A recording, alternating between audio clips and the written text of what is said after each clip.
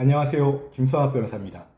저는 제주 공사대금 변호사로서 수많은 공사대금 사건의 변론을 성공적으로 수행해왔으며 현재 다수의 공사대금 사건을 수임하여 변론하고 있습니다. 건설 인테리어 공사 과정에서 가장 빈번하게 발생하는 분쟁 중 하나가 바로 공사대금 청구 소송입니다. 특히 피고 입장에서는 이미 공사가 완료되었거나 일부 대금을 지급한 상황에서도 추가 청구를 받는 경우가 많아 당황스러울 수밖에 없습니다. 이러한 상황에서 무조건 대응하기보다는 법적 쟁점을 정확히 이해하고 전략적으로 대응하는 것이 중요합니다. 오늘은 제주 공사대금 변호사의 시각에서 공사대금 청구 소송에서 피고가 취할 수 있는 최선의 방어 방안에 대해서 설명드리겠습니다. 공사대금 분쟁의 핵심은 결국 계약 내용입니다. 다음과 같은 사항을 반드시 확인해야 합니다. 공사 범위 및 내용, 계약금, 중도금, 잔금 지급 조건, 추가 공사 여부, 공사 완료 기준 및 검수 조건 등을 검토해야 합니다.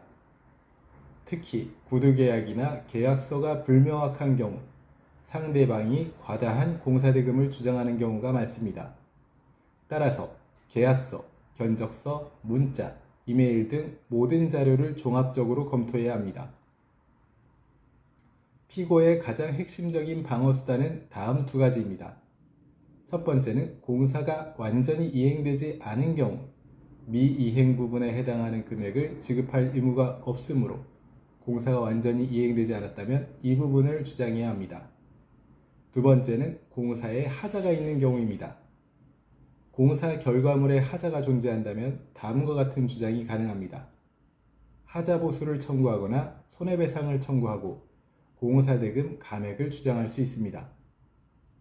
실무에서는 하자 감정이나 전문가 감정을 통해 객관적인 자료를 확보하는 것이 매우 중요합니다. 의외로 많은 분쟁에서 발생하는 쟁점이 바로 기지급 사실입니다. 따라서 다음과 같은 자료도 반드시 확보해야 합니다. 계좌 이체 내역, 현금 지급 영수증, 거래 내역서, 통화 및 메시지 기록 등을 확보해 둘 필요가 있습니다. 특히 현금 지급의 경우 입증이 어렵기 때문에 관련 정황 증거를 최대한 수집하여 주장해야 합니다. 공사업자가 자주 주장하는 것 중에 하나가 추가 공사를 했으니 돈을 더 달라는 주장이 있습니다. 그러나 이를 주장하기 위해서는 법적으로 다음과 같은 요건이 충족되어야 합니다. 발주자의 사전 동의가 있었는지, 추가 공사의 필요성이 인정되는지, 금액이 합리적인 수준인지가 충족되어야 합니다. 사전 합의 없이 진행된 추가 공사는 인정되지 않을 가능성이 높기 때문에 이 부분을 적극적으로 다투어야 합니다. 공사대금 채권에도 소멸시효가 적용됩니다. 일반적으로 공사대금은 3년 또는 5년의 단기 소멸시효가 문제되는 경우가 많습니다. 따라서 다음을 확인해야 합니다. 공사 완료 시점, 대금 지급 기한, 소재기 시점 등을 확인해서 소멸시효가 완성되었다면 이를 주장하여 청구를 기각시킬 수 있습니다. 공사대금 청구 소송은 단순한 금전 분쟁이 아니라 계약, 감정, 증거가 복합적으로 작용하는 전문적인 영역입니다. 초기 대응을 잘못하면 불리한 판결로 이어질 가능성이 높습니다.